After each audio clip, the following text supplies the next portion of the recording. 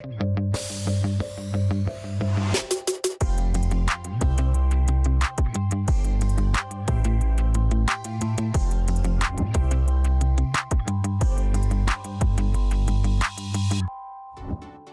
focus in this episode of the Douglas County Masterclass series is retirement accounts. Whether your retirement is quickly approaching or many years off, we have some tips to help you plan and execute that plan. One piece of your retirement puzzle should be some type of retirement account, be it Social Security or any type of IRA or individual retirement account.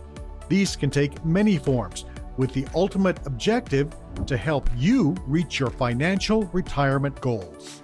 So I encourage people that if they're employed by someone, a company that has a retirement plan, everyone should take advantage of participating in their employer's retirement plan and put a minimum, if they can, of 10% of their income into it. So let's take a look at some different types of retirement plans. Your standard employee retirement plan is the most common type of account, or 401k. It is administered by your employer, and often they will match up to a certain percentage of what you contribute.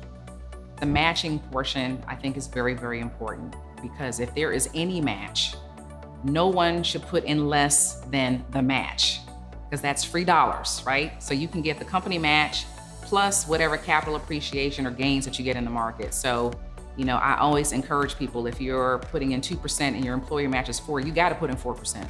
You have to, because we don't want to leave any free money on the table, right? Not only is the matching contribution appealing, but this is an easy option if your employer offers this. There are high limits to what you can put into a 401k. The downside is there are limited investment options once the money is in your plan, and it could take several years before you fully own the portion of your employer's contribution. The money here is also tax deferred, meaning you don't pay taxes when you put it in, but only when you withdraw the funds. You can think about kind of three distinct areas. One would be Social Security. That's money that you and your employer and the government put aside for you. You have your 401k or your employee-sponsored retirement plan of whatever sort, and that's something that you contribute to as well as your employer. And then this third thing is something that you can do as an individual. That's called a Roth IRA. The big difference between that and a traditional IRA is when you get the tax benefit. With the Roth, you put in your money after you have been taxed on it, so it grows tax-free, and you can withdraw that money at retirement. The Roth IRA is one of my favorites for a couple of reasons. You put after-tax dollars into it, so you don't get a tax deduction in the year that you're making that contribution, but it grows tax deferred, meaning that all the years that it's growing, all the gains, you're not paying taxes on it, and when you take it out later on in retirement, you're taking it out tax-free. That is huge. The drawback is that there are certain income limits that can't be exceeded to invest in a Roth IRA. Learning the details of each option is crucial to success.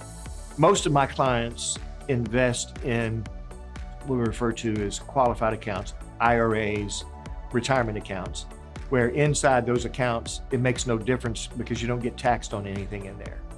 It's those accounts that are not in qualified accounts that we have to be careful and guiding people so that they are aware of the tax burden that is associated with owning each individual investment.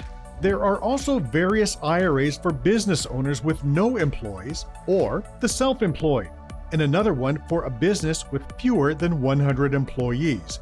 But most experts agree there is never a bad time to start a retirement account. But the closer you are to that retirement date, the more judicious you need to be in planning your strategy. In this episode, we've looked at some of the various types of retirement accounts and what the benefits and drawbacks are.